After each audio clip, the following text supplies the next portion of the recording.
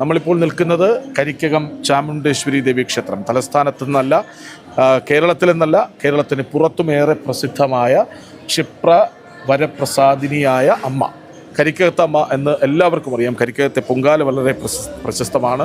ആറ്റുകാൽ പൊങ്കാല കഴിഞ്ഞാൽ എല്ലാവരും ഉറ്റുനോക്കുന്ന ഒരു പൊങ്കാല. എത്രയും വ്രതം അനുഷ്ഠിച്ച് ഇവിടേക്ക് വന്ന് പൊങ്കാല അർപ്പിച്ച് അമ്മയുടെ കൃപാകടാക്ഷം ഏറ്റുവാങ്ങി മടങ്ങണമെന്ന് ആഗ്രഹിക്കുന്ന ഭക്തജനങ്ങളുടെ കേന്ദ്രമാണ് കരിക്കകത്ത്. അപ്പോൾ കരിക്കകത്താണ് നമ്മളിപ്പോൾ ഉള്ളത്. കരിക്കകത്ത് നിന്നാണ് പ്രത്യേക പുത്തൻ പുലരി ഇന്ന് പ്രേക്ഷക സമക്ഷം എത്തിക്കുന്നത്. നമുക്ക് കരിക്കകത്തെ ഭാരവാഹികളിലേക്ക്, ക്ഷേത്രോത്സവ വിവരങ്ങളിലേക്ക് ഒക്കെ നമുക്ക് പോകേണ്ടതുണ്ട്.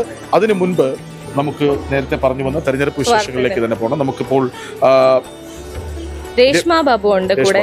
രേഷ്മ, നാളെ പത്രിക പിൻവലിക്കാനുള്ള സമയപരിധി കഴിയുന്നതോടെ അന്തിമ ചിത്രം വ്യക്തമാകുമല്ലോ. പറയൂ രേഷ്മ.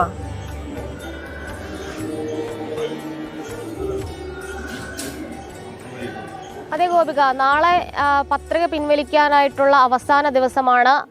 ആ സമയമാണ് അവസാന ആ ഒരു ദിവസത്തിന് ശേഷമാണ് എന്താണ് തെരഞ്ഞെടുപ്പ് ചിത്രം എന്നുള്ള കാര്യത്തിൽ ഒരു വ്യക്തത ഉണ്ടാകുകയുള്ളൂ. എറണാകുളം ജില്ലയെ സംബന്ധിച്ച് പറയുകയാണെങ്കിൽ നേരത്തെ 120 സ്ഥാനാർത്ഥികളായിരുന്നു മത്സര രംഗത്ത് ഉണ്ടായിരുന്നത്. പക്ഷേ കഴിഞ്ഞ ദിവസത്തെ സൂക്ഷ്മ പരിശോധനയിൽ 27 സ്ഥാനാർത്ഥികളുടെ നാമനിർദ്ദേശ പത്രികകൾ തള്ളിപ്പോയിട്ടുണ്ട് പലവിധ കാരണങ്ങൾ കൊണ്ട്. അതുകൊണ്ട് നിലവിൽ അന്തിമമായിട്ടുള്ള സ്ഥാനാർത്ഥി പട്ടിക എന്ന് പറയുന്നത് 93 ആണ്. എന്തായാലും 3 മുന്നണികളും ശക്തമായിട്ടുള്ള ത്രികോണ മത്സരമാണ് എറണാകുളം ജില്ലയിൽ കാഴ്ചവെക്കാനിരിക്കുന്നത്. അതിൽ NDA പ്രതീക്ഷ വെച്ച് പുലർത്തുന്ന 2 മണ്ഡലങ്ങളുണ്ട്. അതായത് തൃക്കാക്കരയും തൃപ്പൂണിത്തുറയും. ഇത് ഒരു A ക്ലാസ് മണ്ഡലം എന്നുള്ള രീതിയിൽ തന്നെയാണ് ഈ 2 മണ്ഡലങ്ങളിലും തെരഞ്ഞെടുപ്പ് പ്രചാരണ പ്രവർത്തനങ്ങൾ മുന്നോട്ട് പോകുന്നത്. കാരണം അവിടെ സീറ്റ് കിട്ടുമെന്നുള്ളൊരു പ്രതീക്ഷ NDAയ്ക്കുണ്ട്. കാരണം കഴിഞ്ഞ വർഷങ്ങളിലൊക്കെ തന്നെ വലിയ രീതിയിൽ വികസന മുരടിപ്പുകൾ ഉണ്ടായിട്ടുള്ള 2 മണ്ഡലങ്ങളാണ് തൃപ്പൂണിത്തുറയും ഈ പറയുന്ന തൃക്കാക്കരയും. അതുകൊണ്ട് തന്നെ ഈ 2 ഇടങ്ങളും കോൺഗ്രസിന്റെ പരമ്പരാഗത മണ്ഡലങ്ങളെന്നാണ് അറിയപ്പെടുന്നതെങ്കിലും ഇത്തവണ പക്ഷേ അത് മാറുമെന്നാണ് പ്രതീക്ഷ. കാരണം അതിശക്തരായിട്ടുള്ള സ്ഥാനാർത്ഥികളെ തന്നെയാണ് NDA രംഗത്തിറക്കിയിരിക്കുന്നത്. വലിയൊരു ശക്തമായിട്ടുള്ളൊരു ആവേശകരമായിട്ടുള്ള പ്രചാരണ പ്രവർത്തനങ്ങൾ മുന്നോട്ട് പോകുന്നുണ്ട്. അതിൽ NDA തന്നെയാണ് മുന്നിൽ പോകുന്നത്. അതായത് റോഡ് ഷോയിലാണെങ്കിലും അതോടൊപ്പം തന്നെ സമ്പർക്ക പരിപാടികളിലാണെങ്കിലും വലിയൊരു ജനപങ്കാളിത്തം NDAയുടെ പരിപാടികളിലൊക്കെ തന്നെയുണ്ട്. റോഡ് ഷോയിലൊക്കെ തന്നെ പ്രധാനപ്പെട്ട നേതാക്കൾ പങ്കെടുക്കുന്നുണ്ട്. തൃക്കാക്കരയിലും തൃപ്പൂണിത്തുറയിലും 2020 ഘടകകക്ഷിയായിട്ടുള്ള 2020യുടെ സ്ഥാനാർത്ഥികളാണ് ഉള്ളത്. അവരുടെയൊക്കെ തന്നെ റോഡ് ഷോയിൽ നമ്മൾ കണ്ടതാണ് എത്രത്തോളം ജനങ്ങളാണ് പങ്കാളികളായത്. അതോടൊപ്പം തന്നെ പ്രവർത്തകർക്ക് പുറമേ ജനങ്ങൾ ആ സ്ഥാനാർത്ഥികളിലേക്ക് എത്തുന്നുണ്ട്. സ്ഥാനാർത്ഥികളൊക്കെ തന്നെ സുപരിചിതരാണ് ആ മണ്ഡലത്തിനും. അതോടൊപ്പം തന്നെ ജനങ്ങൾക്ക് എല്ലാവർക്കും സെലിബ്രിറ്റി പരിവേഷമുള്ള സ്ഥാനാർത്ഥികളെ മുന്നിൽ നിർത്തിക്കൊണ്ടാണ് NDA ഇത്തവണ കളം പിടിക്കാനായിട്ട് ഒരുങ്ങുന്നത്. എറണാകുളം ജില്ലയെ സംബന്ധിച്ച് പലവിധ പടലപ്പിണക്കങ്ങൾ ഇടത് വലത് മുന്നണികളുടെ ഭാഗമായിട്ട് ഉണ്ടായിട്ടുണ്ട്. സ്ഥാനാർത്ഥി നിർണയത്തിൽ വലിയ രീതിയിലുള്ള പ്രതിസന്ധികൾ കോൺഗ്രസിന്റെ ഭാഗത്തു നിന്നും നേരത്തെ ഉണ്ടായിരുന്നു. പ്രത്യേകിച്ച് ഈ പറയുന്ന കൊച്ചി മണ്ഡലത്തിലൊക്കെ തന്നെ അങ്ങനെ വലിയ രീതിയിൽ പോസ്റ്റർ യുദ്ധമൊക്കെ തന്നെ ഉണ്ടായിരുന്നു. ഇടതിനും അത്ര കണ്ട് എളുപ്പമായിരുന്നില്ല സ്ഥാനാർത്ഥി നിർണയം. പലയിടത്തും അപ്രസക്തരായിട്ടുള്ള സ്ഥാനാർത്ഥികളെ നിർത്തിക്കൊണ്ടാണ് ഈ തെരഞ്ഞെടുപ്പിനെ ഇടതു മുന്നണി നേരിടുന്നത്. എറണാകുളം ജില്ലയെ സംബന്ധിച്ച് തൃക്കാക്കരയിലാണ് അത്തരമൊരു വിമർശനം CPMന്റെ അണികളുടെ ഭാഗത്തു നിന്നും ഉയർന്നിരുന്നത്. അതായത് CPMന്റെ ജില്ലാ സെക്രട്ടേറിയറ്റ് അംഗത്തെ മത്സരത്തിന് നിർത്തിയതിൽ വലിയൊരു കടുത്ത അതൃപ്തി CPMന്റെ പ്രാദേശിക നേതാക്കളുടെ ഭാഗത്തു നിന്നും അതോടൊപ്പം തന്നെ അണികളുടെ ഭാഗത്തു നിന്നും ഉടലെടുത്തിരുന്നത്. പക്ഷേ കൃത്യമായിട്ടുള്ള ഒരു മറുപടി നൽകാനായിട്ട് CPM ജില്ലാ നേതൃത്വം ഇതുവരെ തയ്യാറായിട്ടില്ല. ശക്തനായിട്ടുള്ള സ്ഥാനാർത്ഥിയാണ് നിർത്തിയതെന്നുള്ളതാണ് അവരുടെ വെയ്പ്പ്. പക്ഷേ അങ്ങനെയൊന്നും അല്ല. എന്തായാലും ജയിപ്പിച്ചെടുക്കുക എന്നുള്ളതാണ് ജില്ലാ നേതൃത്വത്തിൻ്റെ നിലവിലെ ഉള്ള ഒരു നിലപാട്. എന്തായാലും അതുമാത്രമല്ല, ആലുവ മണ്ഡലത്തെയൊക്കെ തന്നെ പറയുന്ന സമയത്ത് ആലപ്പുഴയിൽ നിന്നും കെട്ടിയിറക്കിയ AM ആരിഫിനെ കൊണ്ടുവന്ന സ്ഥാനാർത്ഥി മധ്യകേരളത്തിലും വലിയ പ്രതീക്ഷയിലാണ് BJPയും NDAയും ഉള്ളത്. വിവാദങ്ങൾക്ക് നടുവിലാണ് അവിടെയും CPM അടക്കമുള്ള LDF കക്ഷികളും കോൺഗ്രസ് അടക്കമുള്ള UDFും ഒക്കെ വലിയ പ്രതിരോധത്തിൽ തന്നെയാണ്. നമുക്കിനി കോഴിക്കോട്ടേക്ക് പോകാം അല്ലേ? കോഴിക്കോട്ട് രമ്യാദാസ് ഒപ്പം ചേരുന്നുണ്ട്. രമ്യ, നമ്മളിപ്പോൾ ഉള്ളത് കരിക്കകത്തെ ചാമുണ്ടേശ്വരി ദേവീക്ഷേത്ര സന്നിധിയിലാണ്. ഇതൊരു പ്രത്യേക പുത്തൻ പുലരിയാണ്. പക്ഷേ നമുക്ക് തെരഞ്ഞെടുപ്പ് വാർത്തകൾ എടുക്കാതെ പറ്റില്ലല്ലോ. ഏതായാലും കോഴിക്കോട് അല്ലെങ്കിൽ വടക്കൻ കേരളത്തിൻ്റെ പൊതുചിത്രം എന്താണ്? കഴിഞ്ഞ രാഷ്ട്രീയ വിവാദങ്ങളിൽ പെട്ട് പോയ 2-3 ദിവസങ്ങളൊക്കെ കഴിഞ്ഞു പോകുന്നു. പക്ഷെ നമുക്ക് ഇവിടെ NDAയും BJPയും ഒക്കെ മുന്നോട്ട് വയ്ക്കുന്നത് വികസന രാഷ്ട്രീയമാണ്, വിവാദ രാഷ്ട്രീയം അല്ല. എന്താണ് അവിടുത്തെ ഒരു പൊതുചിത്രം?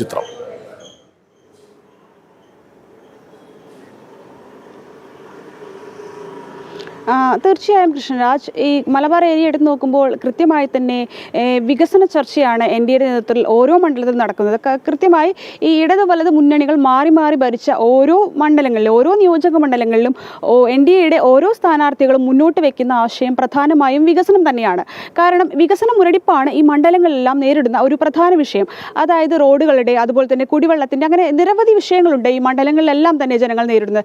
ഇത്തരം വിഷയങ്ങൾ ഊന്നിയാണ് എൻ ഡി എയുടെ ഓരോ സ്ഥാനാർത്ഥികളുടെയും പ്രചരണം മുന്നേറുന്നത്. ഇതിന് കൃത്യമായി തന്നെ മികച്ച ഒരു പ്രതികരണം, അതായത് കൃത്യമായി തന്നെ ഈ ഇത്തരത്തിലുള്ള കഴിഞ്ഞ കാലഘട്ടങ്ങളിലെ MLA-മാരെ എല്ലാം തന്നെ മടുത്തു എന്നുള്ള രീതിയിൽ തന്നെയാണ് ജനങ്ങളുടെ പ്രതികരണവും ലഭിക്കുന്നത്. നമുക്ക് പറയാം, എടുത്തു നോക്കുകയാണെങ്കിൽ കൃത്യമായി തന്നെ NDA-ക്കും അതുപോലെ തന്നെ BJP-ക്കും വലിയൊരു പ്രതീക്ഷ നൽകുന്നതാണ്, അല്ലെങ്കിൽ ജനങ്ങൾക്കിടയിൽ വലിയൊരു ജനങ്ങളെല്ലാം സ്വീകരിക്കുന്നു എന്നുള്ളത് തന്നെയാണ് നമുക്ക് ഇതിൽ നിന്ന് മനസ്സിലാക്കാൻ സാധിക്കുന്നത്. അത്തരത്തിൽ തന്നെയാണ് കൃത്യമായി തന്നെ വികസനം മുന്നോട്ട് വെച്ചുകൊണ്ടുള്ള പ്രചരണമാണ് ഓരോ മണ്ഡലത്തിലെയും സ്ഥാനാർത്ഥികളുടെ പ്രചരണ പരിപാടികളെല്ലാം മുന്നേറിക്കൊണ്ടിരിക്കുന്നത്.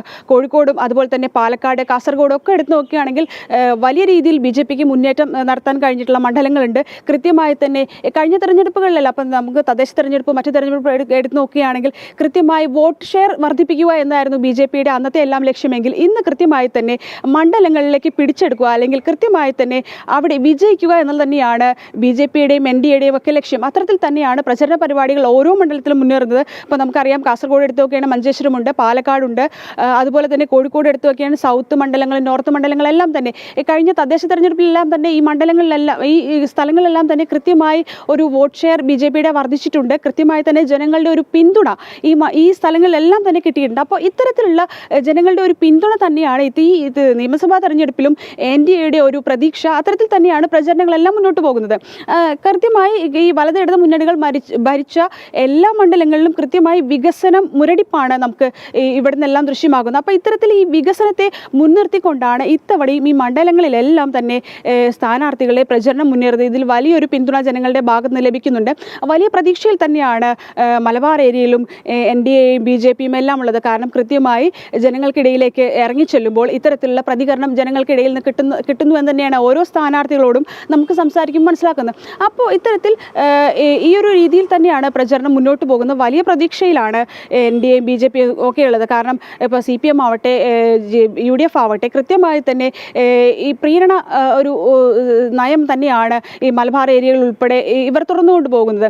അതായത് ജമാഅത്ത് ഇസ്ലാമി, SDPI തുടങ്ങിയ കൂട്ടുകെട്ടുകളെല്ലാം തന്നെയുണ്ട്. ഇത്തരത്തിൽ തന്നെയാണ് ഇവരുടെ ഈ ഒരു തെരഞ്ഞെടുപ്പ് പ്രചരണമെല്ലാം മുന്നോട്ട് പോകും. ഇത് ജനങ്ങൾ തിരിച്ചറിഞ്ഞു വരുന്നു. ഇതിൽ ജനങ്ങൾക്ക് പ്രതിഷേധമുണ്ട്.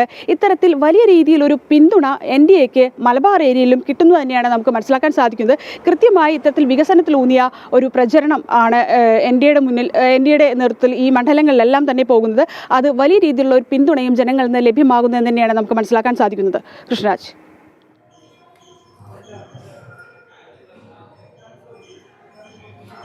ശരി, രമ്യാദാസാണ് വടക്കൻ കേരളത്തിലെ പൊതുചിത്രം പ്രേക്ഷകർക്ക് മുന്നിലേക്ക് എത്തിച്ചത്. ഏതായാലും തെരഞ്ഞെടുപ്പ് അംഗം മുറുകുകയാണ്, അക്കാര്യത്തിലൊരു സംശയമില്ല.